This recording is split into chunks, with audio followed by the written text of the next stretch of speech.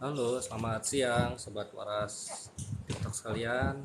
Kembali bertemu dengan saya Dr. Renaldo, spesialis penyakit dalam di hari libur ini ya. Sebelumnya saya mengucapkan selamat merayakan Hari Raya Jumat Agung pada semua umat Kristiani yang merayakan ya.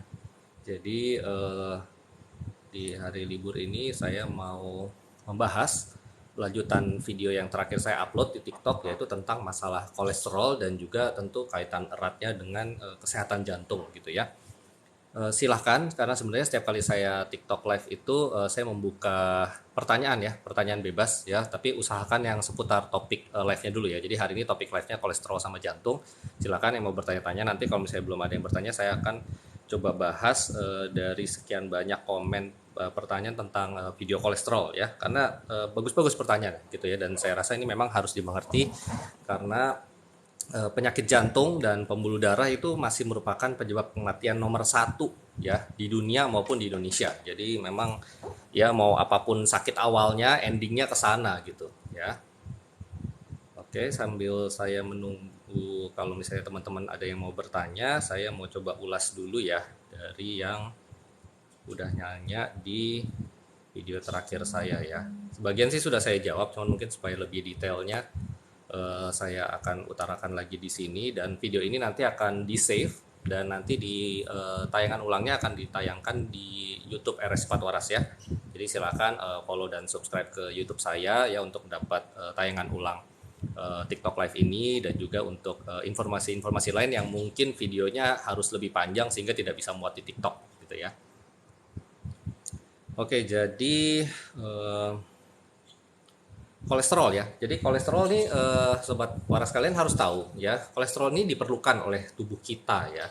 Jadi makanya kan kalau periksa kolesterol itu tetap ada nilai normalnya. Jadi bukan berarti kalau kita dengar kolesterol itu artinya oh ini jahat, ini jelek gitu. Jadi mendingan kita jangan sampai ada kolesterol terus jadi ketakutan. Kalau misalnya angka kolesterolnya ada tertulis gitu ya, langsung jadi kayak ketakutan, jadi takut makan atau langsung buru-buru pengen minum obat. Enggak seperti itu ya.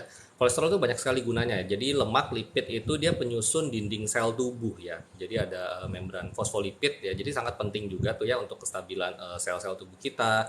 Kemudian juga banyak sekali berperan di hormon-hormon ya. Hormon-hormon terutama hormon seks ya, hormon testosteron, estrogen ya. Itu kan semua bahan bakunya dari kolesterol. Jadi kita nih butuh kolesterol. Sama kayak gula darah, kita butuh gula darah ya. Tapi yang jadi bahaya itu kan kalau berlebihan. Dan khusus untuk kolesterol yang paling ditakutkan itu adalah dia bisa menyebabkan ini ya, penumpukan ya. Jadi kolesterol itu molekulnya menumpuk di dinding pembuluh darah, bisa di pembuluh darah manapun, tapi yang paling kita biasanya concern itu ya kalau terjadinya di pembuluh darah organ-organ yang vital ya, di jantung ya, di otak ya, sehingga bisa meningkatkan risiko serangan jantung atau stroke gitu ya.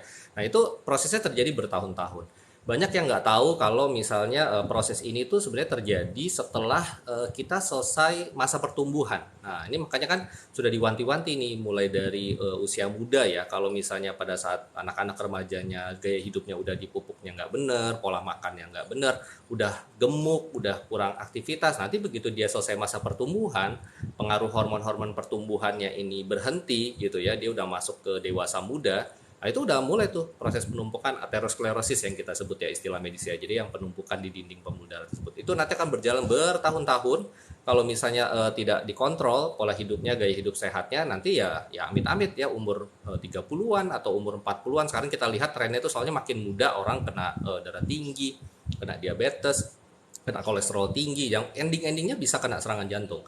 Belum lama ini, kayak belum belum setahun ya, saya sempat dapat tuh ya, usia masih 30-an, bahkan sedikit lebih muda dari saya gitu ya.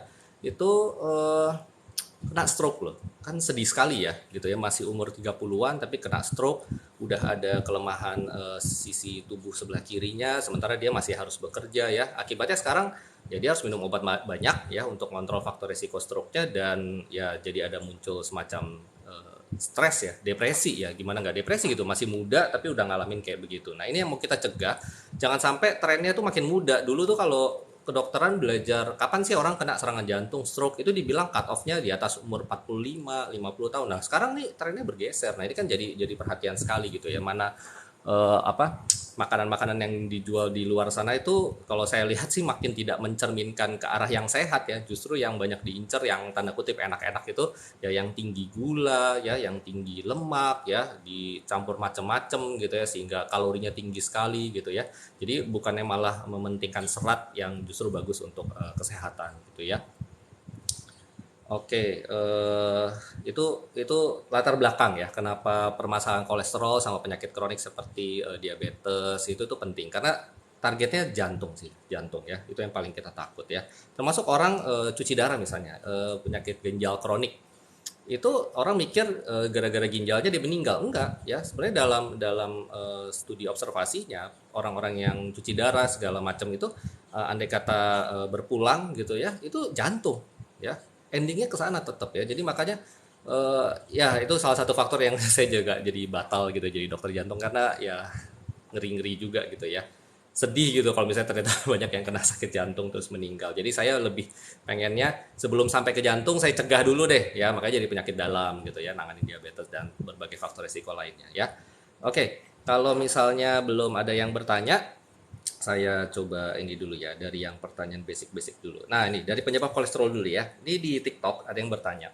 Dokter, saya usia 48 tahun, tinggi badan 150, berat badan 48 kilo. Sebenarnya kalau dihitung indeks massa tubuhnya cukup bagus tuh ya, ideal ya, dia tidak gemuk gitu ya.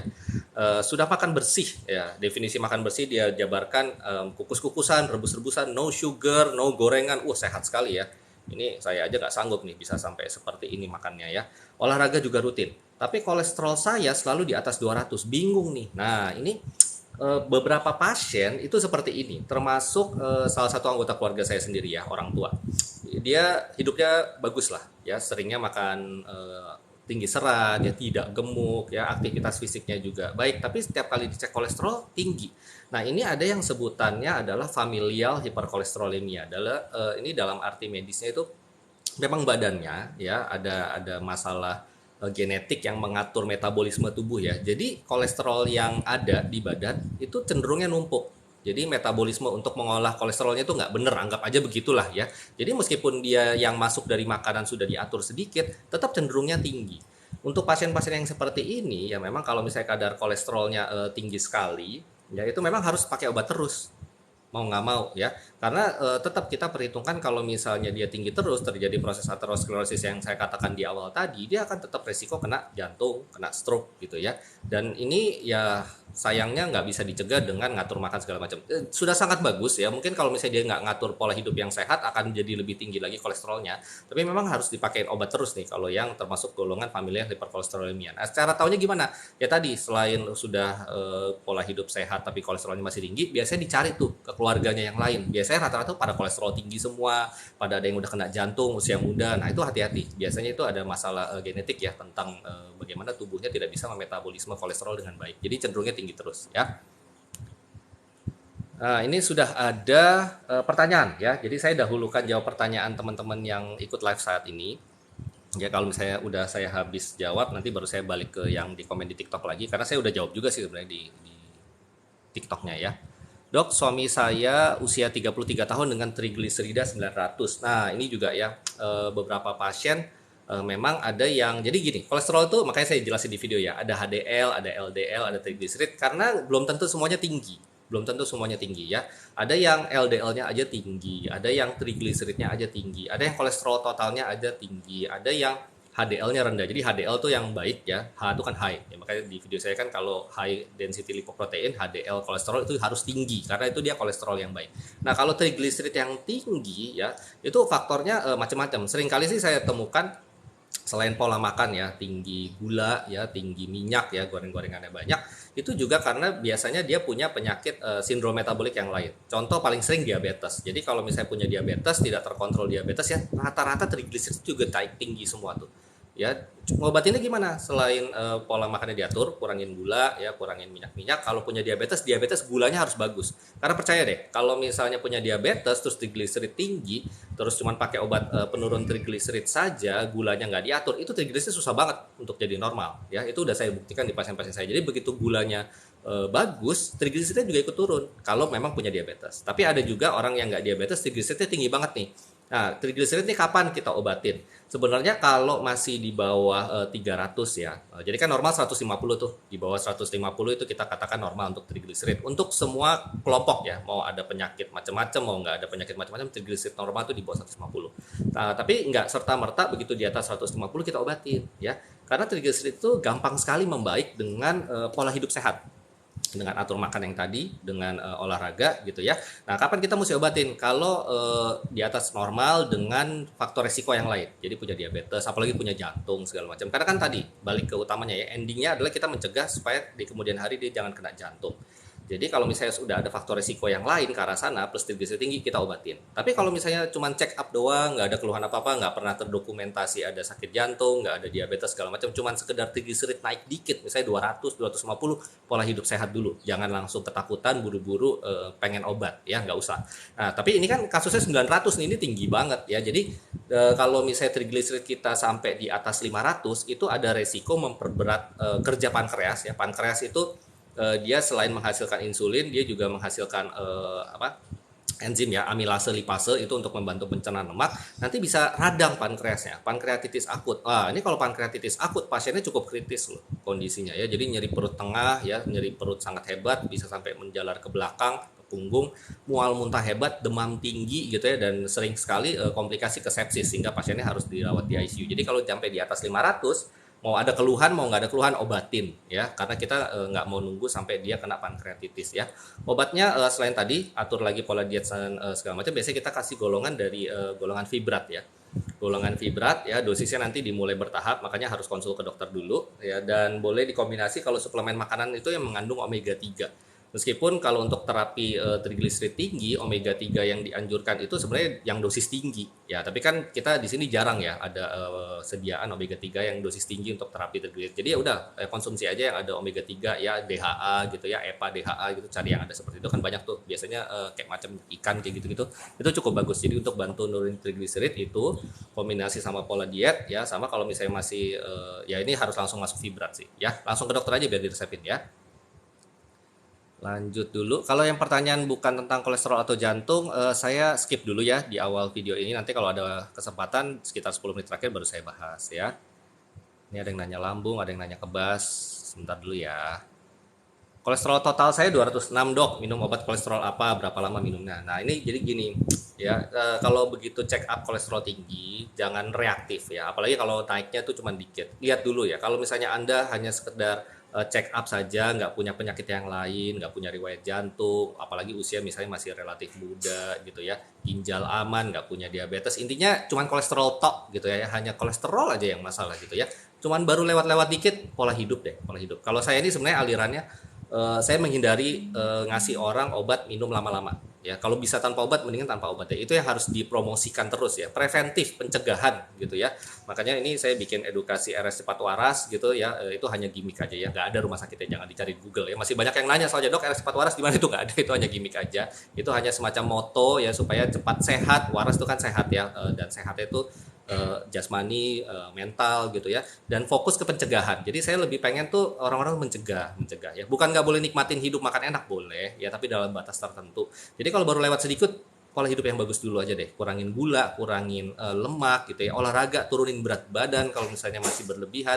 Sama kalau yang rokok, stop rokoknya ya. Gitu ya. Kalau misalnya makin tinggi masih nggak ada perbaikan dengan pola hidup yang sehat ya, ya masih mungkin Anda kena yang tadi, yang familial hyperkolesterolemia ya. Jadi udah gaya hidup sehat masih tinggi, jangan-jangan ada faktor genetik. Ya kalau itu sih mesti minum obat kolesterol kalau misalnya makin tambah tinggi ya.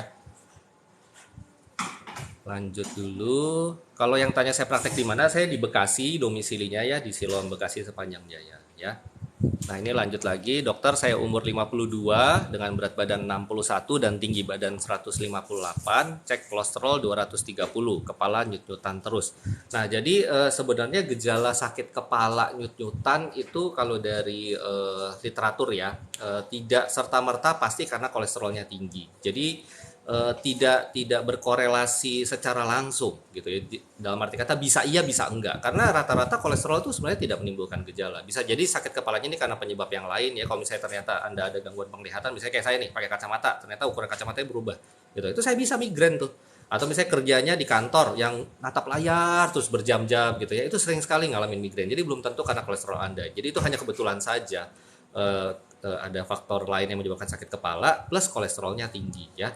Nah, untuk berat badannya sendiri ini kalau saya boleh komentar nih, kalau dihitung-hitung kelihatannya masih sedikit overweight, belum kegebukan sih, belum obesitas, tapi sudah di atas ideal karena kan gampangnya kita kurangin 100 aja dari tinggi badannya. Ini 61 nih 158 berarti sedikit overweight. Kolesterol 230. Nah, ini coba dilihat ya, ini kolesterol total atau LDL. Kalau kolesterol total itu batasnya 200 ya, memang tetap di atas sih ya. LDL batasnya itu kalau bisa di bawah 100 ya, minimal di bawah 130 deh kalau nggak punya penyakit yang lain. Nah, ini memang tinggi ya kolesterolnya. Balik tadi ya, diperiksakan dulu ke dokter, punya faktor risiko yang lain apa enggak. Kalau hanya kolesterol saja, yang lainnya bagus-bagus saja, gaya hidup dulu deh ya, benerin gaya hidup dulu. Yang ini berat badan masih berlebih sedikit, turunin dikit ya, mungkin turun 2-3 kilo gitu ya, terus nanti cek lagi ya, siapa tahu udah bisa turun tanpa obat ya.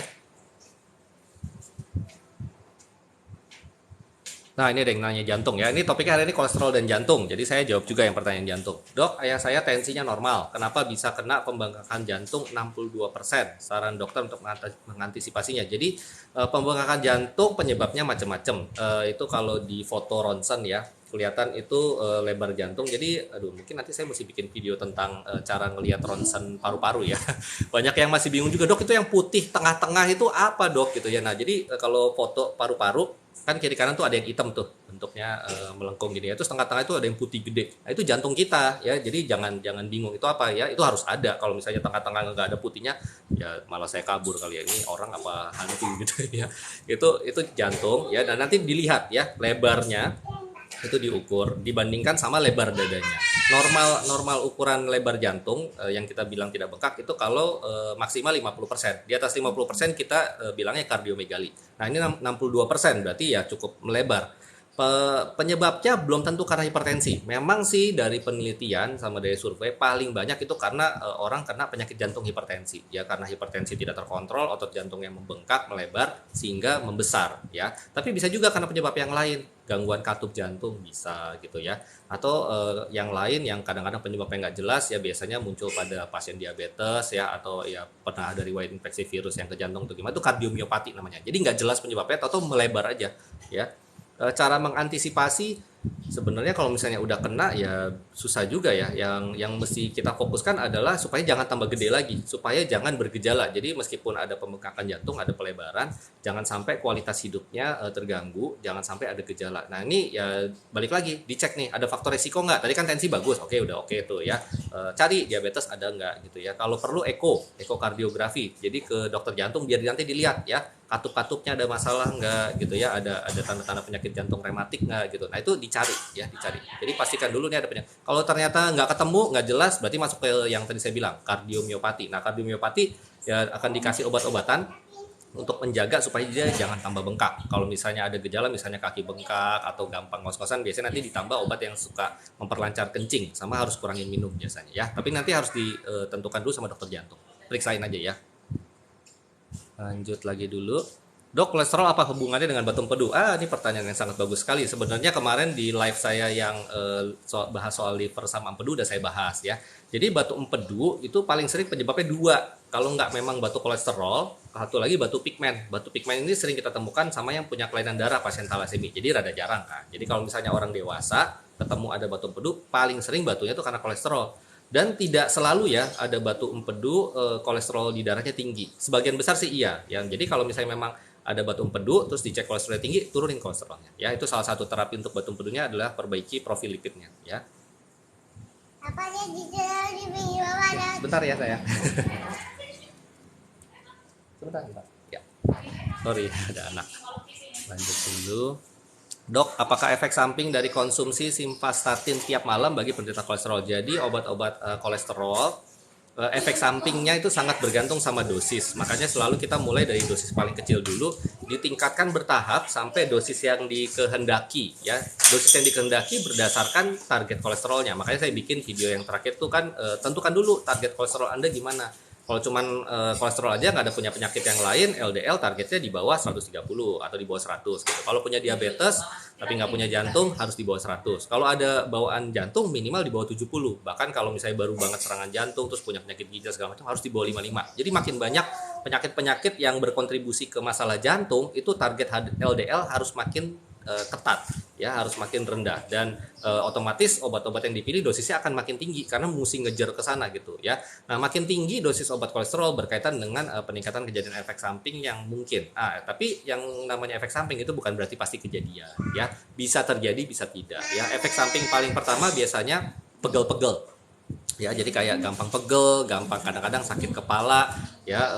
Kalau kena yang berat itu jarang sih, saya juga nggak pernah ketemu pasiennya ya.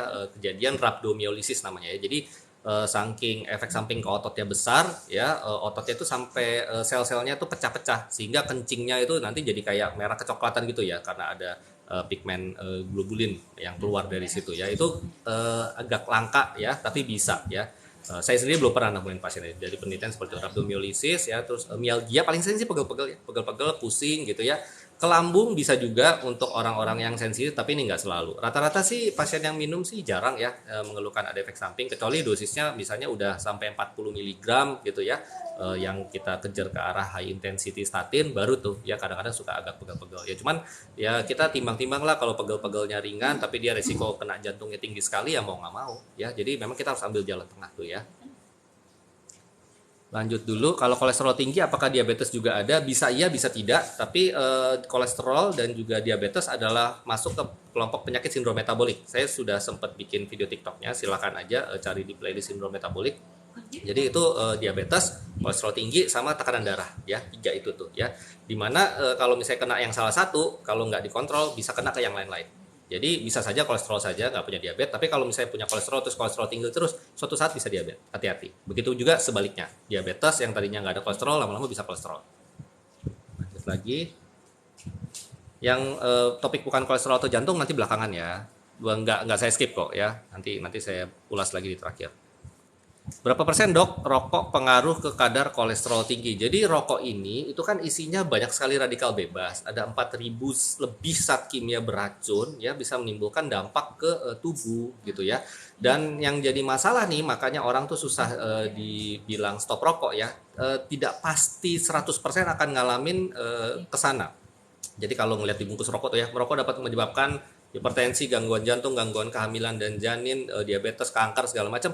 Itu bukan berarti semuanya diborong, enggak ya. Nah, itu memang ada reaksi individual ya, kita nggak pernah bisa tahu ini orang yang ngerokok bakal kena yang mana ya. Tapi kalau ngerokoknya tinggi sekali frekuensinya dan sudah makin lama ya, jadi rokok itu kejadian efek samping atau efek dari rokok itu akan terjadi puluhan tahun, 20 tahun, 30 tahun setelahnya. Makanya susah banget nih nyuruh orang-orang muda berhenti ngerokok, karena kalau berhenti malah mereka ngerasa nggak enak karena udah kecanduan kan. Nikotin itu kan bikin candu, jadi nanti malah kepalanya nggak enak rasanya, nggak bisa konsentrasi, mulutnya pahit, jadi nggak nafsu makan gitu loh ya. Makanya susah ya. Tapi nanti ketika usia tua baru tuh ngerasain ya. Paling sering jadi kena penyakit paru obstruktif kronik ya, bisa kena diabetes, kanker itu nanti di usia tua, umur 50, 60. Jadi menuanya jadi nggak berkualitas ya. Jadi saya nggak bisa jawab ini berapa persen ya, tapi memang meningkatkan risiko untuk terjadi sindrom metabolik. Stop ya kalau misalnya Anda merokok ya, intinya gitu aja lah. Dok, apakah kolesterolnya udah mulai normal harus langsung berhenti minum obatnya? Ini saya kurang ngerti maksud pertanyaannya. Jadi misalnya dia awalnya minum obat kali ya, awalnya minum obat kolesterol, terus dicek ulang udah normal, apakah langsung berhenti obatnya? Kalau misalnya memang sudah tercapai target pengendalian kolesterolnya, boleh ya stop obatnya, tapi lanjutkan pola hidup sehatnya ya. Sama nanti setelah 3 bulan setelah normal cek lagi, cenderung naik lagi nggak gitu ya. Karena ada beberapa orang begitu ya, begitu normal dia nggak pernah cek lagi, nggak tahu tinggi lagi ya. Makanya medical check up kan tetap harus perlu rutin. Dok, kolesterol tinggi apakah bisa menyebabkan serangan jantung? Kalau menyebabkan jadi bukan pencetus ya. Jadi bedakan faktor resiko sama pencetus.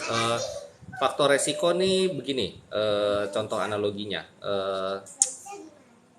Seorang sopir ya, dia faktor resikonya adalah menyetir dalam jangka waktu panjang dan tidak istirahat, misalnya antar kota. Faktor pencetusnya dia kurang tidur malamnya. Beda ya. Jadi kalau misalnya ini kolesterol, dia faktor resiko ya. Kalau kolesterol tinggi, dia memperbesar risiko terkena serangan jantung. Tapi serangan jantung terjadi itu karena plak ya, yang penebalan di dinding pembuluh darah koroner jantung itu pecah. Ya, pecahnya itu biasanya karena tensi tiba-tiba naik. Makanya kan sering tuh kejadian ketika tensi naik ya, entah subuh-subuh ya yang natural tensi naik, atau misalnya ketika habis aktivitas, habis olahraga, atau habis marah-marah, lagi rapat tensi tinggi gitu ya, pecah ya, terjadi pembekuan darah yang menyumbat total di pembuluh darah jantung, sehingga jantungnya nggak dapat oksigen, nggak dapat darah, nggak dapat makanan, dia serangan ya. Nah, kolesterol dia menjadi faktor risiko. Kenapa? Dia yang bikin itu plaknya itu numpuk, makin tebel, makin gede plaknya, sehingga makin sempit. Makin sempit, tekanan makin tinggi, makin gampang pecah ya. Jadi bedakan, kolesterol tidak menyebabkan secara langsung mencetuskan serangan jantung, tapi dia faktor risiko, termasuk faktor risiko utama untuk serangan jantung. Lanjut dulu. Dok, saya mau tanya, umur 52, di jantung saya ada bilang ada penebalan jantung dikasih konkor. Ya ini yang tadi ya. Jadi kalau sudah ada penebalan otot jantung, kardiomegali atau hipertrofi otot jantung ya, hipertrofi itu penebalan gitu ya. Itu obat-obatnya adalah ditujukan untuk mencegah supaya jangan tambah tebel ya. Biasanya jalurnya itu akan melibatkan dua jalur. Satu jalur hormonal ya, biasanya itu hormon angiotensin namanya ya. Angiotensin, makanya nanti biasanya dikasih yang golongan ada pril-prilnya tuh ya, ramipril, lisinopril, captopril gitu ya, atau golongan ARB yang sartan-sartan, valsartan, telmisartan, ya losartan gitu. Nah itu untuk menghambat jalur yang angiotensin ya. Tapi masih ada satu jalur lagi nih ya, satu jalur dari aktivitas hormon simpatis. Nah makanya harus dikasih obat penghambat simpatis. Nah, obat penghambat simpatis itu dari golongan beta blocker. Belakangnya olol-olol.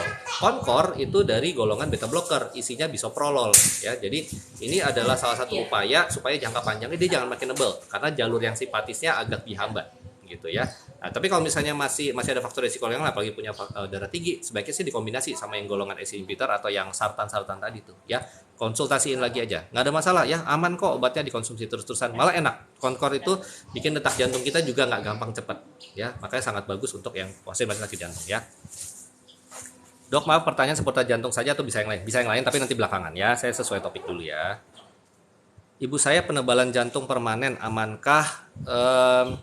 Prinsipnya gini, kalau udah didiagnosis ada pembengkakan jantung ya, segera kontrol faktor-faktor risiko. Kalau udah bengkak biasanya agak sulit untuk mengecil kembali. Yang kita lakukan adalah jaga supaya stop prosesnya sampai situ aja. Kalau ada gejala diatasi, sama faktor risiko dikontrol supaya jangan komplikasi. Selamat siang dok, mau tanya gimana ciri-ciri kolesterol tinggi. Nah itu dia, susahnya seringkali nggak ada gejala ya. Dia numpuk-numpuk di dinding pembuluh darah ya, ketika ada ruptur plak ya, baru dia tuh kena serangan jantung, kena stroke gitu ya. Jadi memang seringkali nggak ada gejalanya gitu ya. Maka check up ya, kolesterol itu kan bagian dari medical check up. Apa yang harus dihindari untuk orang yang jantungnya bengkak? Makanan, pola gaya hidupnya. Jadi kalau yang sebenarnya tergantung derajat pembengkakannya ya. Jadi orang yang jantungnya bengkak belum tentu fungsi pompa jantungnya jelek. Nah, jadi kalau kita lakukan USG jantung atau ekokardiografi itu nanti dilihat tebelnya seberapa ya. Fungsi katup-katup jantungnya gimana, ada kebocoran juga nggak, terus pompa jantungnya yang mestinya normalnya di atas 50%, ejection fraction ya, jadi cari tuh di hasil eko tuh EF namanya ya, ejection fraction, nanti ada persennya, normal tuh di atas 50%, itu berarti pompa jantungnya fungsinya masih bagus. Kalau ada yang jantungnya bengkak, EF-nya masih bagus. Nah, ini sih biasanya nggak ada gejala gitu ya. Paling ya kalau misalnya aktivitasnya terlalu berat baru kayak agak gampang ngos-ngosan ya.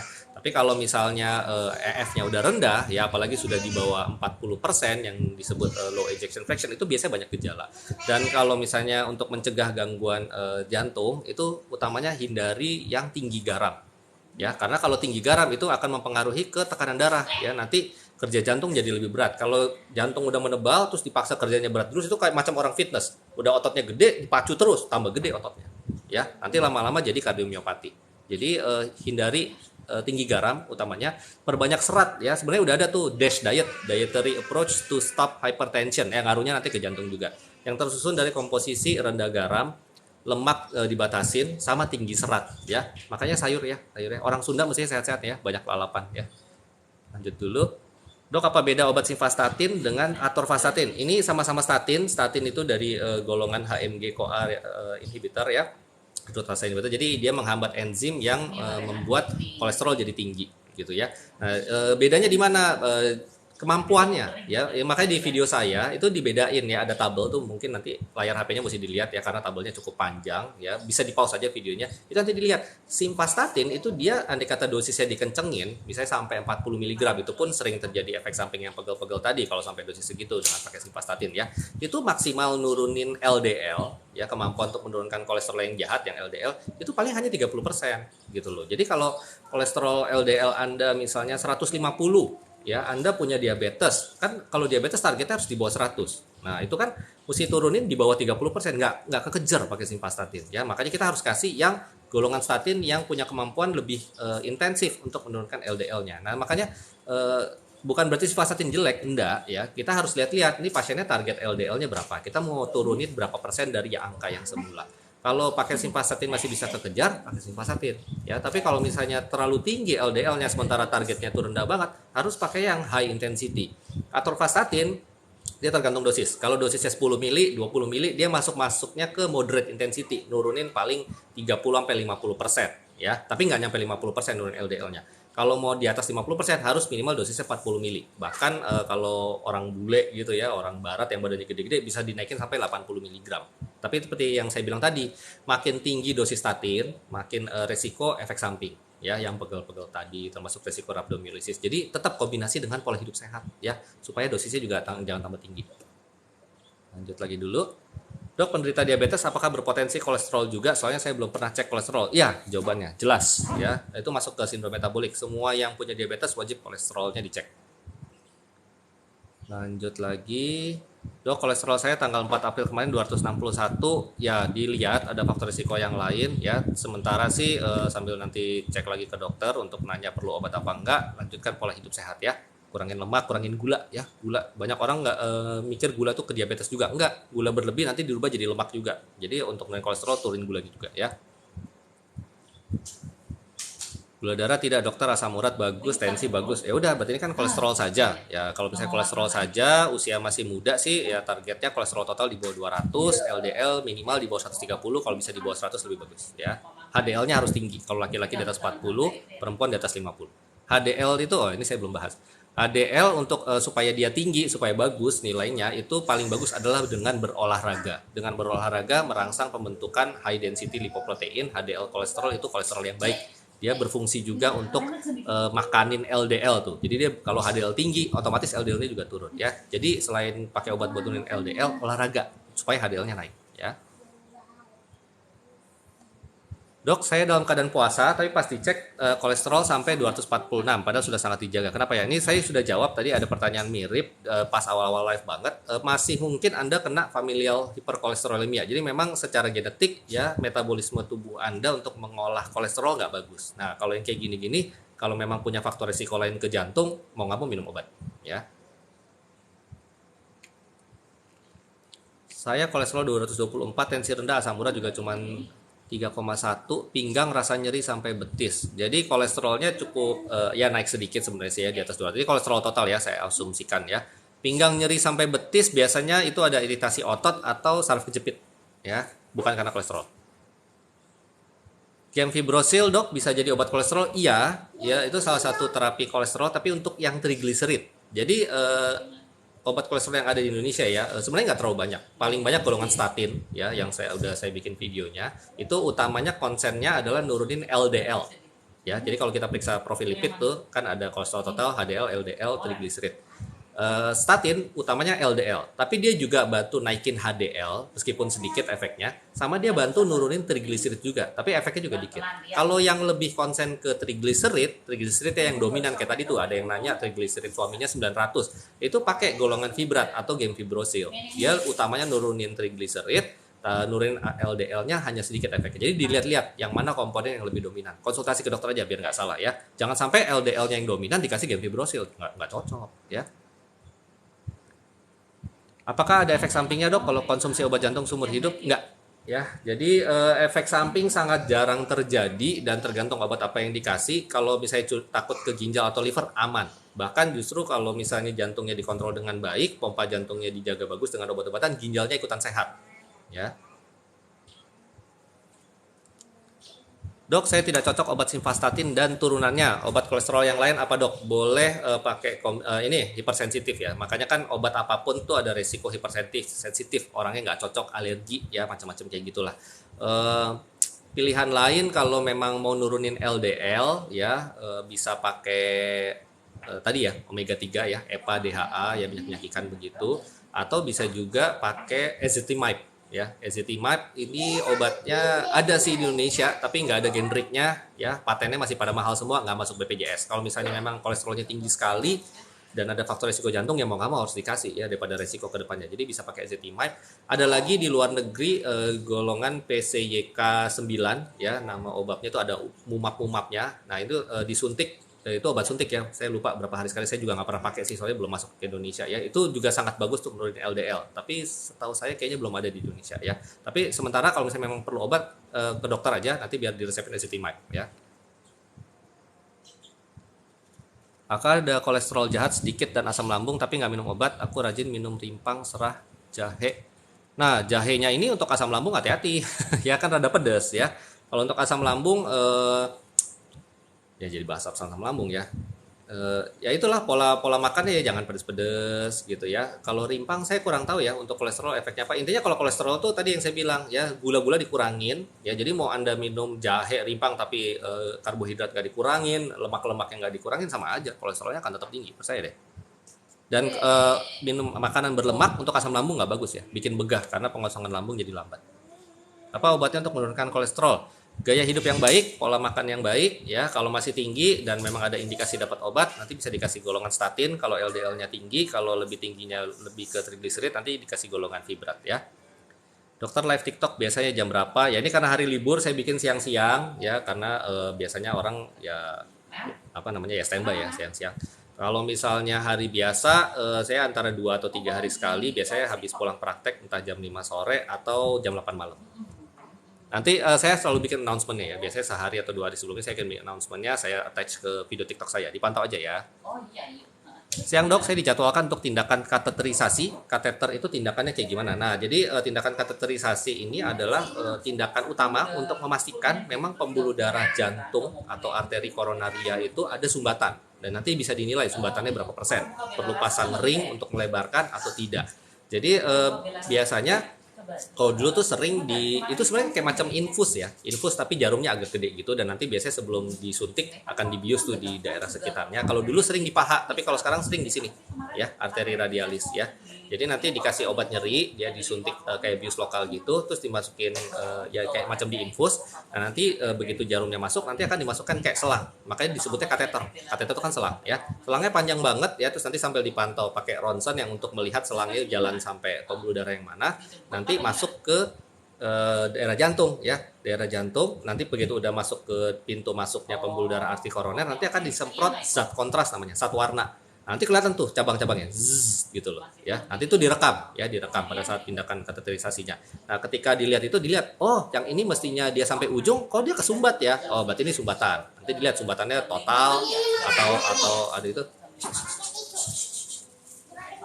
Jangan kencang-kencang ya sayang, bentar ya. Aduh sorry ya, nama juga lagi di rumah. Ya nanti begitu dilihat, kalau misalnya ada yang tersumbat ya, kalau misalnya alirannya kecil ke ujung, oh berarti dia sumbatannya berapa persen, nanti dihitung gitu ya. Nah nanti ya dilihat kalau misalnya memang ada yang tersumbat total atau memang misalnya pasiennya ada serangan jantung akut saat itu ya, itu akan langsung dipasang ring biasanya ya. Tapi tindakan kateter kurang lebih seperti itu, dan pasiennya sadar kok, pasiennya sadar ya. Atau kalau misalnya takut atau cemas, biasanya dikasih kayak semacam penenang ringan aja, tapi bukan yang bius total kayak orang mau operasi, enggak. Lanjut dulu ya. Ini ada pertanyaan tentang diabetes. Kalau yang tentang diabetes coba ini deh, lihat tayangan TikTok live saya tentang diabetes, sudah saya publish di YouTube RS Patwaras ya. Saya masih cari kolesterol sama jantung dulu nih sementara. Ini jam berapa sih? Ya, saya lanjut kira-kira 10 menit lagi untuk kolesterol jantung. Habis itu saya runut lagi dari atas yang tadi nanya macam-macam itu ya. Dok, saya usia 30, kolesterol 254, tensi 90/60, kepala pusing, badan pegel-pegel semua. Wah. Pegel-pegel badan sama pusing belum tentu dari sini sih gitu ya. Coba deh ya Anda evaluasi dulu. Badan Anda sering dilatih nggak? Anda pekerjaannya yang tipe kurang gerak nggak? Misalnya banyak duduk gitu ya, orang kantoran. Ini sering sekali nih mengalami masalah pegel-pegel, pusing. Apalagi kalau yang kerjanya natap-natap apa namanya layar gitu ya, Zoom meeting, terus apalagi selama pandemi ini makin banyak yang itu ya, kita bilangnya apa, komputer visual syndrome. Nah, itu gejalanya gitu, sakit kepala ya, terus badannya pegel karena banyak duduk, belum tentu karena kolesterolnya, meskipun memang kalau Anda punya faktor resiko yang lain untuk penyakit jantung, kolesterol 250 harus diobatin. Tensi 90/60 itu masih normal ya, kita bilang rendah itu kalau misalnya di bawah 80/50 ya. Adik saya dokter gigi, okot-okot gigi orang ya, nyabut gigi, tensi segini kuat-kuat aja, nggak ada masalah ya. Aku banyak makan sayur buah dok, tiap pagi jalan cepat. Keren, lanjutin ya. Dok, ketika kolesterol tinggi saya disaranin konsumsi ezetrol. Sampai sekarang, ezetrol itu apa ya? Saking merek dagang banyak macam, saya tentu tidak hafal semua. Sebentar, ezetrol. Nah, saya browsing dikit ya biar nggak salah. Oh, ezetimibe ya ini ya. Ezetrol itu ezetimibe. Sebenarnya sih kalau di Indonesia ya utamanya sih tetap statin dulu sih ya. Saya nggak tahu pertimbangan dokternya apa langsung dikasih ezetimibe. Biasanya ezetimibe itu kita kombinasi sebagai kombinasi dari statin kalau misalnya masih target belum tercapai, atau dia nggak kuat sama statin. Ya, tadi kan ada yang nanya tuh, saya nggak enak dok badan dikasih statin. Nah kalau misalnya ada hipersensitif seperti itu boleh dikasih ezetimibe ya. Walaupun lipid profile sudah normal. Nah ini tanya, dok kenapa sih saya mesti dikasih terus ya padahal kolesterol saya sudah normal. Kalau memang dari hasil pemeriksaan dokternya punya faktor resiko jantung ya, sangat resiko tinggi nih ya untuk terjadi aterosklerosis atau penumpukan plak di pembuluh darah jantung itu, ya itu tetap kita kasih ya obat untuk penurun kolesterol. Ini tadi saya belum bilang ya, masuk statin. Statin tuh kalau misalnya orang udah serangan jantung ya, apalagi memang dia ada gejala stroke ya, atau misalnya memang faktor risiko untuk jantungnya ini tinggi sekali, jadi punya diabetes, punya gangguan ginjal kronik misalnya, plus kolesterol tinggi, sekalipun udah normal kita kasih terus tuh dengan dosis kecil biasanya untuk maintain. Satu, untuk mencegah supaya jangan tambah tinggi. Nomor dua, karena statin sama obat kolesterol yang lain tuh punya efek lain namanya ya, punya efek lain ya, di luar sekedar menurunkan kolesterol, yaitu efek untuk menstabilkan dinding pembuluh darah. Tadi kalau dengar cerita saya di depan, kenapa orang serangan jantung itu kan karena plak ya, tumpukan kolesterol yang di dinding pembuluh darah itu kan pecah ya karena tensi tiba-tiba tinggi atau tekanannya tinggi. Nah itu kan yang namanya dinding plak itu ada dindingnya. Nah kalau makin besar dalamnya ya, ibarat balon aja, dindingnya makin tipis kan, gampang bledos gitu loh. Nah si statin ini dia punya efek menebalkan ya, jadi meskipun plaknya tebel tuh, dia dindingnya nggak gampang pecah ketika kena tekanan darah tinggi atau enggak. Jadi itu efek beyond ya, beyond lowering kolesterol. Nah itu makanya kadang-kadang masih tetap diresepkan bukan untuk nurunin kolesterol lagi, jadinya untuk menjaga plak supaya jangan gampang ruptur. Itu sih ya. Ini banyak yang nggak tahu nih. Jadi bingung tuh ya, ini udah normal kenapa diobatin terus ya. Dok, suami saya kolesterolnya bagus, kata dokter darahnya mengental, darah tinggi. Jadi kalau udah ada riwayat kolesterol, ada hipertensi, apalagi ada diabetes, gangguan ginjal gitu ya, makin banyak faktor-faktor risiko yang tadi itu, kita memang asumsikan dia punya yang namanya hypercoagulable state. Jadi kalau bahasa Indonesianya apa ya, cenderung darahnya kental gitu ya, karena gula tinggi memang darah kental, kolesterol tinggi darah kental gitu loh. Jadi obat yang bagus ya, sebenarnya ya nomor satu tadi ya, jangan langsung main pakai obat dulu ya, kita mesti hitung ininya faktor resiko jantung, yaitu ada rumusnya tuh pakai Framingham risk calculator namanya. Kalau resikonya cukup tinggi ya memang mesti dikasih obat pengencer darah, antiplatelet ya, untuk mencegah jangan sampai kena serangan jantung segala macam. Biasanya dari golongan asetilsalisilat, macam-macam mereknya, Ascardia, Miniaspi, Aspilet, Thromboaspilet, ya you name it lah, banyak banget mereknya ya. Jadi silakan aja boleh pakai itu kalau memang dihitung resiko untuk kena serangan jantungnya tinggi. Biasanya kalau udah punya lebih dari 2 faktor resiko, apalagi kalau merokok pasiennya, wah ini rokok concern banget ya. Kalau saya begitu pasien ada diabetes atau ada kolesterol terus ada rokok, ya langsung saya kasih nih ya untuk pengencer darah itu, karena pasti kental darahnya, itu pasti deh ya. Sama ya itu faktor resiko yang lain tadi diobatin ya, kalau kolesterol masih tinggi diobatin. Nah, ini kan udah bagus, syukur deh gitu ya. Darah tinggi kalau belum terkontrol ya kombinasi obat darah tinggi ya. Dok, biasanya obat yang diresep untuk kolesterol apa? Ya tergantung apa yang tinggi. Kalau LDL pakai statin, kalau triglycerid pakai fenofibrat atau genfibrosil. Ya sama boleh suplemen kayak macam minyak ikan yang ada isinya omega 3 ya, EPA, DHA, cari-cari yang kayak gitu ya.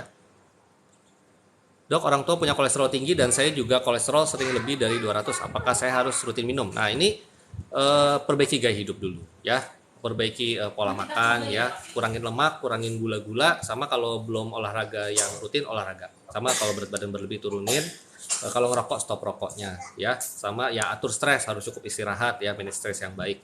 Kalau misalnya masih tinggi juga karena memang ada faktor keturunan atau tadi yang saya bilang familial hiperkolesterolemia, minum obat. Apalagi kalau misalnya diperiksa faktor risiko jantungnya cukup banyak ya. Dok, apakah konsumsi obat kolesterol bisa mempengaruhi kerja ginjal? Enggak, ya. Saya sudah sempat bahas di video YouTube saya, ya, udah berapa minggu yang lalu ya. Ada kok ya. Jadi, apakah obat-obat jantung dan kolesterol itu mempengaruhi ke ginjal? Saya udah bahas, dan itu semua ada bukti ilmiah dari penelitian ya. Bahkan penelitian itu justru membantu fungsi ginjal, justru malah bikin bagus, ya. Jadi tenang aja ya. Obat-obat sekarang tuh udah canggih-canggih ya, nggak kayak zaman dulu minum obat takut ginjal, enggak lah ya. Justru kita tahu ya diabetes, jantung kalau misalnya nggak terkontrol, hipertensi nggak terkontrol itu makan mencederai ginjal. Justru obat-obat yang dikasih sekarang harus punya sebisa mungkin properti untuk juga selain nurunin kolesterol, selain nurunin ginjal juga properti ngelindungin ginjal. Ya, karena minumnya harus terus ya. Udah canggih-canggih, tenang aja ya. Dok, kalau kolesterol belum turun, apakah harus selalu minum atorvastatin? Jangka panjang ada efek sampingnya nggak? Sebenarnya kalau yang dikhawatirkan ke ginjal nggak, gitu ya. Atorvastatin, ya itu dia statin yang cukup bagus, ya. Cuman dosisnya jangan kekecilan, ya minimal 20 deh. Bahkan kalau misalnya ada apa namanya sakit jantung atau riwayat penyakit kardiovaskuler itu harus yang 40 mili, yang high intensity, ya. Jadi satu evaluasi dosisnya. Kalau misalnya memang kecil naikin ya, tapi ya kalau Anda ragu-ragu ya ke dokter deh ya. Kalau soal naikin dosis itu wewenangnya dokter ya, karena tanggung jawabnya di dokternya. Jadi jangan naikin sendiri ya, konsultasi ke dokter. Perbaiki pola hidupnya kalau masih belum bagus. Kalau mau suplemen cari yang minyak-minyak ikan gitu, omega 3, cari yang ada omega 3 ya. Dok, pasien kolesterol kalau lebih dari 200 dan dia masih enak aja, maksudnya nggak ada gejala kali ya. Apakah perlu minum obat kolesterol? Sebagian besar nggak perlu ya. Ya itu tadi ya, makanya saya bikin video itu ya, yang terakhir itu yang tentang statin. Karena kita harus tahu kita punya faktor risiko yang lain nggak untuk sakit jantung, punya darah tinggi, sakit ginjal, diabetes gitu ya, merokok nggak. Kalau selain kolesterol tinggi Anda punya faktor risiko yang lain-lain tadi ya, obatin gitu. Ya jangan tunggu lama-lama. Tapi kalau misalnya nggak ada, cuman kolesterol aja yang bermasalah, perbaiki gaya hidup dulu, jangan langsung obat ya. Kolesterol sama kepala pusing berhubungan nggak dok? Dari penelitian nggak? Ya sebenarnya nggak ya. Kadang-kadang sugesti aja tuh, soalnya hoax di luarnya udah banyak banget. Pusing artinya kolesterol, ya pegel-pegel artinya asam urat, rematik. Aduh, udah turun temurun itu ya. Oke, ini saya scroll udah sampai bawah. Saya coba ke atas lagi dulu untuk kebetulan ini udah tinggal 10-15 menit terakhir ya. Untuk pertanyaan yang apa namanya bervariasi. Nanti dulu ya. Dok, saya punya sakit asam lambung. Nah, asam lambung saya udah bikin TikTok live-nya juga tuh, udah saya save di YouTube gitu ya, udah banyak banget saya bahas ya. Silakan kalau yang mau nonton ke YouTube RS Cepat Waras ya, udah saya upload. Tapi ini untuk jawab singkat dulu sementara. Kalau tarik napas panjang itu sakit. Nah, sebenarnya sih ini nggak khas asam lambung ya. Sakit asam lambung itu keluhannya bukan ketika tarik napas panjang. Kalau tarik napas panjang sakit ketika pengembangan paru lagi maksimalnya, itu biasanya ada iritasi atau nyeri di otot ya, otot antar tulang rusuk yang kita sebut kostokondritis, atau memang ada gangguan di selaput paru, pleuritis gitu ya. Coba periksa aja ke dokter, kalau perlu di ronsen buat dilihat pleuranya ya, habis itu nanti buat dicek satu-satu di sela-sela iganya ada yang sakit apa enggak ya. Enggak khas asam lambung malah itu. Dok, siang saya umur 53 tahun, telapak kaki kebas, check up hasilnya bagus, obatnya apa dok? Ini ya neuropati ya. Sebenarnya sih kalau misalnya dicek diabetes nggak ada, hipertensi nggak ada, ya mesti ke dokter saraf nih buat dicari tahu kok bisa kena neuropati perifer ya gitu ya, apa ada cedera di saraf di kaki gitu ya. Ini bukan kompetensi saya sih ya. Obat-obatnya biasanya nanti akan dikasih obat yang untuk ke saraf ya, biasanya dari golongan pregabalin, gabapentin kayak gitu-gitu ya. Tapi kalau nyerinya hebat mesti dikasih obat yang analgetik yang bisa kena ke reseptor saraf ya. Itu biasanya yang turunan morfin tapi dosis kecil ya, nggak usah takut. Tapi ke dokter ya, obatnya rata-rata nggak bisa dibeli bebas soalnya. Dokter saraf ya.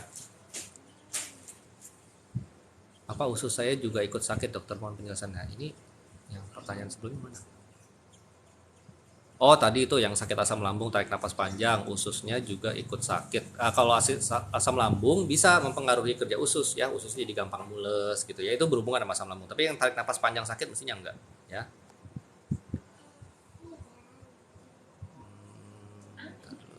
Dok, saya mau tanya, sakit neuropati bisa sembuh nggak dok? Umurnya 52, tergantung penyebabnya dan tergantung berapa lama neuropatinya sudah diderita. Saraf, intinya ya, kalau gangguannya sudah terlalu lama, biasanya lebih dari 3 atau 6 bulan, itu agak susah untuk kembali normal. Ya, berkurang mungkin bisa, tapi untuk hilang sama sekali ini rada susah. Kecuali kalau dia baru sebentar, terus penyebabnya bisa cepat diidentifikasi, diatasi, bisa hilang. Ya, cepat diperiksa aja, apalagi kalau keluhannya baru-baru. Ya, jangan nunggu makin lama. Dok, nanya selain kolesterol boleh nggak? Boleh, boleh. Ini lagi momennya kalau mau nanya selain kolesterol. Dok, kalau HBsAg reaktif obatnya apa? Nah, ini lihat video YouTube saya untuk penjelasan lengkapnya. HBsAg reaktif itu kan artinya ada infeksi hepatitis B. Nggak langsung dikasih obat. Biasanya diperiksa dulu nih, udah mengganggu fungsi hatinya apa enggak. Kalau fungsi hatinya masih bagus-bagus aja ya, di USG juga belum ada tanda sirosis atau pengerasan hati, kita observasi tiap 3 sampai 6 bulan diperiksa rutin. Kalau dianteng-anteng aja virusnya tidur, sistem imun kita juga anteng-anteng aja, tidak menyerang liver kita observasi. Jangan buru-buru pakai obat. Tapi kalau misalnya udah ada tanda kerusakan hati, masuk obat ya. Ke dokter, obatnya nggak bisa dibeli bebas, antivirus untuk hepatitis B, minumnya terus-terusan. Lanjut lagi.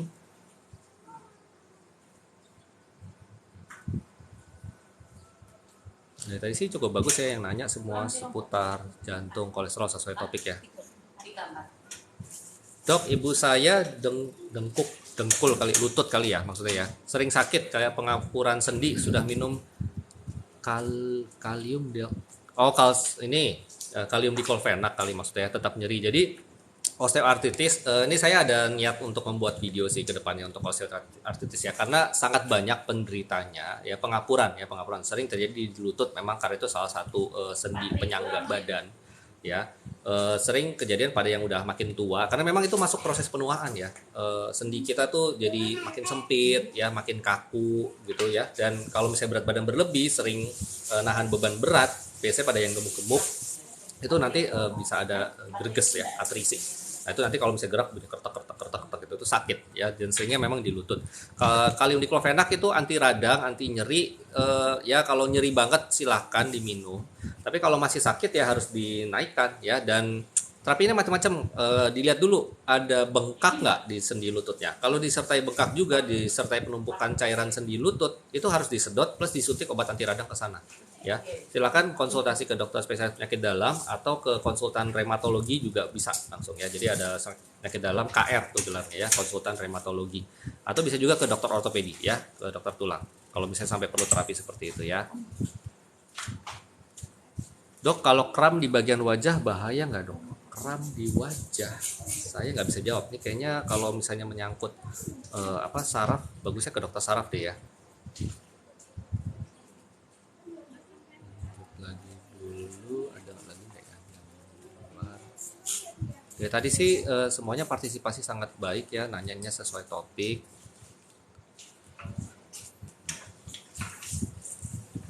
Kaki dan tangan sebelah kiri lemas, apa obatnya? Dan GERD. Wah, ini kalau lemas sebelah, tanda kutip ya, maksudnya kayak semacam kelumpuhan, cepat ke dokter ya.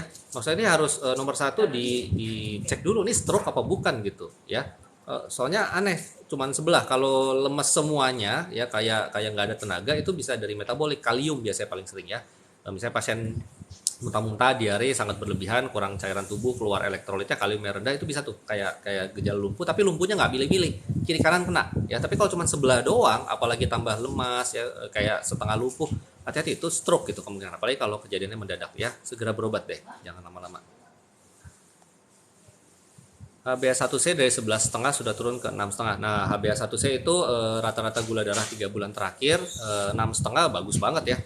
Target pengendalian diabetes gula darah itu di bawah 7. Jadi ini bisa ke 6,5, luar biasa. Lanjutin pengobatannya ya. Siang dok, perut sebelah kanan nyeri, saya minum Gitas Plus, kira-kira ada efek bahaya nggak dok? Secara umum seringnya sih nggak ada bahayanya ya, kecuali kalau penyebab nyeri perutnya adalah sumbatan usus. Nah ini aja sih ya, jadi kontraindikasi pemberian antispasmodik itu adalah kalau ada ileus obstruktif namanya, jadi ususnya tersumbat. Nah itu malah bahaya ya, bisa bikin perforasi nanti, malah bocor ususnya ya. Jadi utamanya periksa penyebabnya apa ya. Perut kanan itu kan organnya liver, empedu gitu ya. Nah, kalau misalnya memang kolik ya, ada radang di empedu atau ada batu empedu bikin sakit perut kanan atasnya, itu boleh sih pakai Gitas Plus untuk awal. Tapi periksa USG kalau perlu ya. Lanjut dulu. Kolesterol. Dok, saya sudah di CT scan dengan hasil LM 0, LAD 21,4, LCX 0,0, RCA 0,4 total. Ini maksudnya CT calcium score kayaknya ya, gitu ya.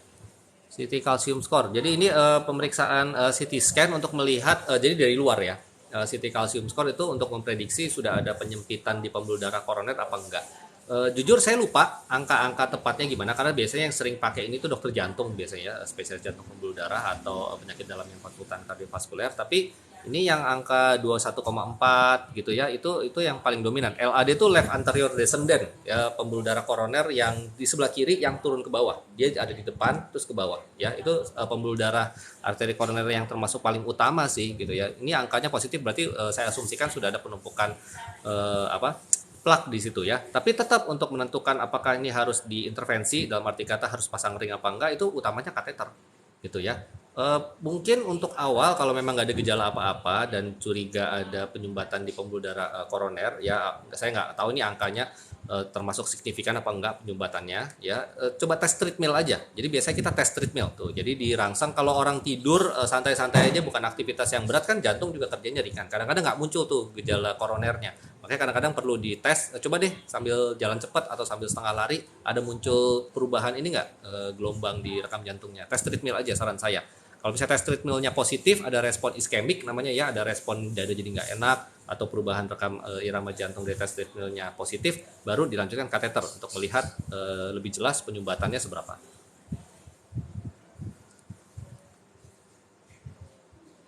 Saya konsumsi rutin simvastatin 20 ml tiap malam, puasa saja 262, dicek. Oh, ini kolesterol total kali ya. Kalau sudah minum simvastatin 20 masih segitu, apalagi kalau diperiksa LDL juga LDL masih tinggi, diganti ya. Ganti aja ke yang lebih high intensity gitu ya. Bisa pitavastatin ya untuk yang moderate intensity, atau fluvastatin, atau atorvastatin ya, atorvastatin, rosuvastatin. Kalau LDL-nya tinggi banget, bisa LDL-nya 180 gitu ya, ya ke atorvastatin atau rosuvastatin aja yang dia bisa menurunkan lebih dari 50% ya.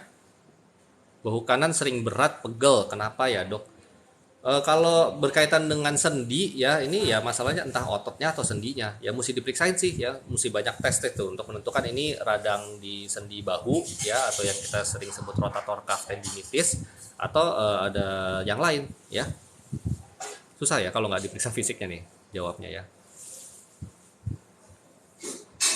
Dok, sering live dok, kasihan kami orang awam kurang pengetahuan tentang kesehatan. Ya, saya tidak bisa menjanjikan seberapa sering. Saya lagi berusaha konsisten seminggu minimal 2 kali. Ya, tapi ya saya kan juga punya aktivitas lain ya, praktek paling utama gitu ya, ya keluarga juga penting.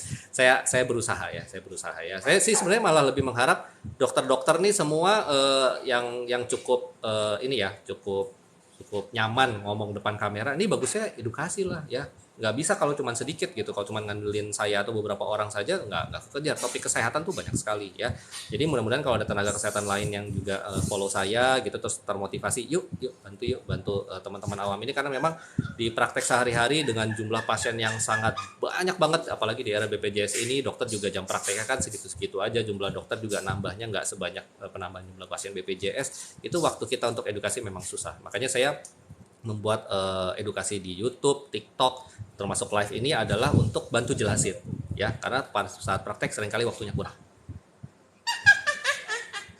Ntar ya sayang. Ya. Sakit nggak dok di kateter? Saya takut dari sekarang. Menjalani pemeriksaan tindakan medis kalau ada kekhawatiran itu sangat wajar ya. Dan memang semua tindakan medis ya tentu pasti ada resikonya ya, tapi percaya deh, dokter itu nggak akan menyarankan tindakan kalau dia merasa resiko atau bahaya tindakannya lebih tinggi daripada manfaatnya. Bahkan kalau misalnya resiko tindakan sama manfaatnya sama-sama nih 50-50, itu masih mikir-mikir loh untuk disaranin. Ya biasanya kalau resikonya hanya di bawah 10% tapi manfaatnya 90% baru tuh kita saranin ya. Jadi memang resiko tindakan kateter tidak nol. ya, bisa macam-macam juga, pasti juga nanti akan disampaikan sama dokternya. Tapi percaya, itu agak jarang sampai kejadian yang gimana-gimana. Kalau soal sakit atau enggaknya itu makanya nanti perlu dibius lokal gitu, karena kan nanti masuk kayak semacam jarum infus yang rada gede karena mesti masuk tulang kateter. Kalau misalnya nggak dibius lokal di sini ya sakit gitu ya. Jadi sakitnya biasanya pada saat dibius saja ya. Dok, kalau sering sakit pinggang atau encok dan lutut sakit, periksa ke dokter apa? Bisa ke dokter tulang ya, ortopedi ya, atau ya mau ke lewat dokter penyakit dalam dulu untuk dilihat ya ada faktor gangguan reumatologi atau enggak juga bisa ya. Macam-macam. Atau ke dokter umum dulu ya, ke fasilitas kesehatan tingkat pertama. Boleh kok ya. Suami ada gula, diabetes ya maksudnya ya, diabetes. Glucovac apa bagus? Glucovac itu isinya metformin. Metformin salah satu terapi awal yang cukup baik untuk diberikan pasien-pasien yang diabetes dengan satu syarat, pasiennya jangan ada gangguan fungsi ginjal stadium 3 ke atas. Ya, makanya ini kalau misalnya punya ketahuan nih gula tinggi, langkah berikutnya adalah cek kreatinin sama EGFR. Itu untuk menentukan nanti obatnya yang boleh dikasih apa. Bukannya Glucovac ini merusak ginjal, tidak ya. Saya udah sempat bikin video di YouTube juga, di TikTok juga ya. Obat itu kita bagi dua macam. Satu yang memang ada resiko secara langsung dia melukai ginjal atau mencederai ginjal dalam penggunaan yang panjang, yang kita sebut nefrotoksik ya, dia bisa menimbulkan efek toksik atau beracun ke ginjal. Tapi itu obatnya zaman now sih ya, zaman sekarang udah dikit banget yang kayak gitu ya, rata-rata sih aman. Sama satu lagi yang rata-rata nih sebagian besar obat adalah dia tidak merusak ginjal. Tapi kalau dari awal sebelum dikasih itu obat ginjalnya sudah ada masalah, itu dosis obatnya nggak boleh dosis kayak biasa, harus dikurangin supaya jangan sampai efek samping. Gitu sih ya. Jadi Glucovac bagus ya. Biasanya efek sampingnya perut sih, asal perutnya kuat mestinya nggak ada masalah ya. Sama pastiin fungsi ginjalnya jangan sampai EGFR-nya turun di bawah 45, yaitu udah nggak disarankan. Iya, bukunya lucu ya. Sebentar ya, bentar lagi selesai ya. Dok, saya periksa lab, foto toraks udah EKG, cek hepatitis semua aman-aman tapi sering berdebar. Nah, ini paling sering sih kalau memang sudah dipastikan, apalagi kalau berdebar-debar dipicu sama stres tertentu ya, situasi hidup sehari-harinya banyak tekanan, banyak stres ya. Apalagi memang pada dasarnya punya kepribadian yang gampang mengkhawatirkan segala sesuatu, itu biasanya paling sering gejala psikosomatik ya. Kalau berdebar-debarnya hebat itu bisa sampai serangan panik namanya. Saya udah sempat bikin video untuk mendeteksi apakah Anda psikosomatik atau enggak. Silahkan dilihat aja, kalau nggak salah videonya saya pin juga deh di paling atas itu ya. Soalnya banyak pasien yang psikosomatik. Dokter, kalau pembengkakan jantung 62% dan dikali tak ada pembengkakan, maksudnya gimana? Kalau 62% itu bengkak ya, ada pembesaran, apakah bisa kembali normal ukurannya? Tergantung ya, yang masih bisa kembali normal itu seringkali kita lihat ini, pasien habis melahirkan ya terkena kardiomiopati postpartum. Jadi ya memang ini, aduh, makanya kita sangat harus menghargai ibu-ibu hamil ya, karena ya hamil itu memang berjuang ya, karena banyak sekali bisa resiko macam-macam, setelah melahirkan pun bisa ada resiko something. Jadi sayangilah istri Anda, ibu-ibu Anda gitu ya, yang hamil gitu ya. Hamil itu meregang nyawa loh ya gitu ya. Jadi ada yang bisa ngalamin kardiomiopati postpartum, jadi pembengkakan jantung pasca melahirkan. Nah itu kalau ditangani ya bisa tuh kembali normal ya. Tapi ada juga yang menetap jadi penyakit jantung kronik jadinya ya. Jadi kalau nanya kalau karena kehamilan kardiomiopati postpartum ada yang bisa kembali baik ya, meskipun nggak semua, tapi rata-rata kalau yang misalnya bukan hamil gitu ya, orang dewasa, laki-laki atau misalnya jatuhnya karena hipertensi atau penyakit jantung katup, itu susah untuk kembali normal ya. Yang kita jaga adalah supaya dia jangan tambah bengkak, jangan sampai ada keluhan, supaya kualitas hidupnya tetap bagus meskipun ada pembengkakan jantung ya. Pergelangan kaki patah tapi nggak dioperasi, apakah efeknya pada saat tua nanti? Jadi kalau saya nggak tahu nih masalahnya, patahnya derajat semua. Jadi patah itu ada yang komplit dan bergeser, ada yang sebagian ya, fraktur inkomplit. Kalau efeknya pasti sakit satu ya, ketika beraktivitas itu pasti ada rasa tidak nyaman gitu. Kalau dia patahnya komplit bergeser, nanti ada perubahan bentuk struktur jadinya, pendek sebelah. Nah otomatis kalau misalnya pendek sebelah kan jadi nggak seimbang tuh ya, nanti biasanya gampang pegal-pegal, sakit pinggang segala macam ya, sakit di kakinya, jadi nggak beres lah karena udah jadi nggak normal lagi kan strukturnya. Kalau belum ronsen ya, kalau misalnya dari ronsen memang perlu distabilisasi, fiksasi, operasi lah ya, nggak usah takut, di cover kok pakai BPJS asal dirujuk ya. Manfaatkan ya. Kalau zaman sekarang menolak tindakan gitu, saya sebenarnya nggak habis pikir ya, udah ada BPJS ya, tinggal ngurus aja gitu ya. Biaya udah relatif lebih gampang lah karena ada BPJS, sayang kalau nggak diperbaiki ya. Ingat kualitas hidup pada saat nantinya itu ya, kan gak enak. Pertanyaan tentang CT scan tadi udah saya jawab kok. Dok, ibuku dengkul sering sakit jadi gitu, udah bilang masih sakit. Ini juga tadi saya udah jawab ya. Nanti dicek aja ya pertanyaan yang sudah saya jawab. Nanti silakan tonton tayangan ulangnya, ini akan saya save, saya publish di YouTube RS4 Waras ya. Nanti lihat aja playlist TikTok Live, kan YouTube tuh bisa klik playlist tuh di channelnya. Playlist TikTok Live nanti ada semua rekaman TikTok Live saya ya. Dok, tangan sebelah kiri pegal dan kebas sudah lama, obatnya apa ya? Penyebabnya apa dulu? Jadi kita nih biasakan jangan mengobati gejala. Ya penting sih ngobatin gejala untuk awalnya, tapi dia akan berulang nanti kalau penyebabnya itu tidak ketahuan. Kalau penyebabnya diabetes, ya keluhan neuropatinya, ya terus diabetes nggak dikontrol, mau minum obat untuk saraf berapa tablet pun nggak akan hilang. Ya, jadi pastikan penyebabnya, pergi ke dokter saraf atau penyakit dalam ya. LDL saya tinggi 123, minum obat apa? Sebenarnya tergantung. 123 ini kondisi masih muda dan tidak punya penyakit yang lain selain kolesterol, atau sudah berumur dan punya penyakit yang lain, misalnya diabetes atau yang lain-lainnya gitu ya. Kalau misalnya masih muda ya, terus nggak punya penyakit lain selain LDL yang 123 ini, sebenarnya masih normal ya. Jadi nilai normal kalau yang masih muda dan nggak punya penyakit macam-macam itu di bawah 130 untuk LDL. Tapi kalau misalnya punya penyakit penyerta lain, darah tinggi, diabetes, penyakit ginjal, atau memang bahkan pernah kena jantung, itu targetnya harus lebih rendah, di bawah 100, bahkan bisa ekstrim sampai di bawah 55. Obatnya kalau LDL golongan statin ya. Dipilihin statin yang mana ya tergantung target LDL-nya mau seberapa rendah, nanti mesti dilihat sama dokternya, sama harus dimulai dari dosis kecil. Ke dokter deh ya. Dok, kalau sakit gula larinya ke syaraf, kemana-mana, tapi syaraf paling cepat kena. Kenapa? Karena pembuluh darah yang dekat-dekat syaraf kan pembuluh darah yang kecil. Jadi diabetes, gula itu dia ngaruhnya nanti ke pembuluh darah ya. Dia akan menyebabkan gangguan di pembuluh darah. Pembuluh darah ada di mana? Dari ujung kepala sampai ujung kaki. Nah, paling gampang kena pembuluh darah yang kecil-kecil dulu. Makanya orang jadi larinya ke saraf-saraf dulu yang kecil-kecil ya. Terus nanti mata bisa kena ya, jadi gangguan penglihatan, bisa kena ginjal ya. Nanti endpointnya terakhirnya yang akhirnya bisa sampai komplikasi menyebabkan kematian, ya itu pembuluh darah yang besar, stroke jantung gitu ya. Kuping berdenging dan vertigo nggak sembuh-sembuh, sudah ke dokter berkali-kali tapi nggak ada perubahan. Waduh, susah juga nih jawabnya nih. Udah ke dokter berkali-kali, berarti udah kemana-mana nih ya. Kuping berdenging dan vertigo. Ini kemungkinan masalahnya di THT ya. Kalau misalnya baru ke dokter ke dokter umum ya, yang belum ada pemeriksaan THT secara khusus, audiometri atau apa ya, mungkin harus cari dokter spesialis THT yang neurootologi namanya. Itu konsultan subspesialis ya. Memang agak susah cari deh di rumah sakit khusus THT itu. Kalau di Jakarta ada di daerah mana ya, dekat Salemba situ ya, saya dekat Tugu Proklamasi, kalau nggak ada rumah sakit khusus THT itu subspesialis cukup lengkap, atau ke RSCM ya, ke rumah sakit pendidikan yang ada subspesialisnya, cari neurootologi. Jadi dokter THT yang spesialisasi gangguan saraf vertigo ya, karena masalah di kuping ya, telinga dalam.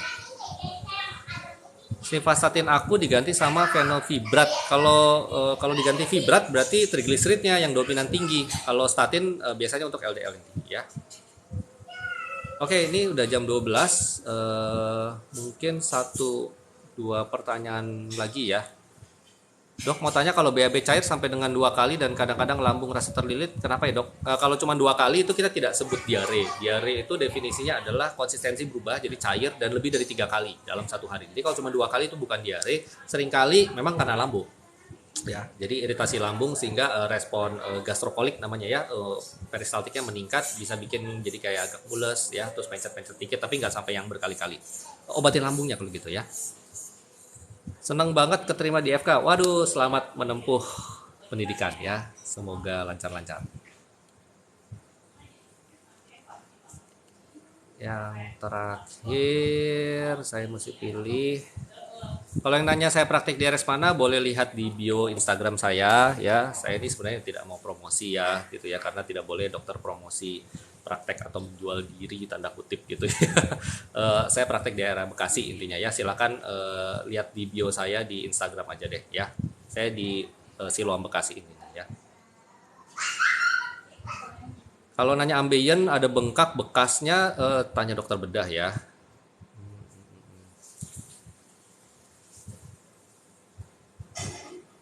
Oke, terakhir tadi saya kayaknya ngeliat ada pertanyaan sindrom nefrotik. Dok, penyebab sindrom nefrotik apa? Jadi sindrom nefrotik adalah penyakit autoimun ya, peradangan pada ginjal ya, struktur ginjal glomerulus yang disebabkan karena proses autoimun. Penyebabnya nggak jelas ya. Kadang-kadang sering kali tuh penyebab awalnya tuh karena ada riwayat infeksi virus, respon antibodinya tanda kutip ya error ya, sehingga mestinya kumannya udah mati, mestinya antibodinya juga anteng-anteng, dia malah nyerang ginjal gitu ya. Itu bisa karena dari situ ya, atau ya proses yang lain ya, misalnya sering tuh lupus ya, SLE, pasien-pasien autoimun terus kena ginjal ya, bisa sindrom nefrotik, nefritik gitu ya. Obat-obatnya adalah obat untuk mengendalikan imun ya, plus untuk mengendalikan gejala. Kalau nefrotik itu kan masalahnya kolesterol juga tinggi. Nah ini sebenarnya ada sangkut paut sama kolesterol ya. Jadi kalau anda kolesterol tinggi terus ya, nggak tahu apa penyebabnya, bukan diabetes atau apa, terus ada gejala bengkak kaki ya, terus kencingnya berbusa ya, jangan-jangan Anda sindrom nefrotik. Sindrom nefrotik adalah salah satu penyebab kolesterol tinggi, penyebab sekunder, bukan yang primer. Kalau primer kan biasanya kan karena pola hidup gitu ya, karena familial hyperkolesterolemia gitu ya. Jadi nefrotik itu kolesterol mesti diturunin, kalau ada bengkak mesti dikasih yang buat bikin pipis gitu ya. Kemudian sama utamanya obat untuk ngatur imunnya ya, supaya proses autoimun ke ginjalnya itu berhenti. Jadi kebocoran ginjalnya berkurang ya. Oke, sepertinya sebagian besar sudah saya jawab. Terima kasih banyak untuk teman-teman Sobat Waras yang setia mengikuti saya, memberikan dukungan, menyemangati supaya saya semangat terus edukasi. Ya, mudah-mudahan kita tetap bisa terus konsisten ya. Saya bisa terus konsisten untuk edukasi di live TikTok seperti ini. Nanti rencana ke depannya mudah-mudahan ya saya bisa ajak kolaborasi teman-teman saya yang saya tahu mungkin ngomong di live begini nggak canggung gitu ya, karena nggak semua dokter itu suka ngomong-ngomong begini gitu ya. Ya tahu sendiri tiap orang kan beda-beda, kalau saya emang rada bawel sih gitu. Jadi nanti akan coba saya ajak kolaborasi ya teman-teman saya, entah dari kebidanan mungkin, atau mungkin dokter anak, dokter saraf, karena banyak tuh kan yang nanya macam-macam ya tadi ya, dokter saraf, dokter tulang gitu ya. Nantikan aja ya. Saya mesti cari-cari dulu siapa teman-teman yang nggak keberatan untuk diajak konsultasi live bareng begini ya. Oke, semoga puasanya lancar-lancar aja. Sekali lagi saya mengucapkan selamat beribadah Jumat Agung bagi teman-teman umat Kristiani yang sedang merayakan Jumat Agung dan menyongsong hari Paskah untuk hari Minggu besok. Semoga semuanya sehat-sehat, yang puasa lancar sehat-sehatnya, yang sudah hanya mudah-mudahan tercerahkan, mudah-mudahan saya ngejelasinnya tidak terlalu cepat dan bisa dimengerti ya. Sampai jumpa di event live berikutnya. Nantikan terus edukasi berikutnya, saya berusaha akan cari topik-topik untuk di TikTok tuh yang relevan ya, yang banyak ditanyain pasien-pasien. Jadi pasien ini referensi saya, nanya apa saya bikin video gitu ya. Ya mudah-mudahan bisa membantu, karena waktu konsultasi di Poli itu memang sedikit karena pasiennya banyak, yang prakteknya terbatas gitu ya. Saya Dr. Aldo undur diri dulu. Salam sehat, salam waras, bye bye.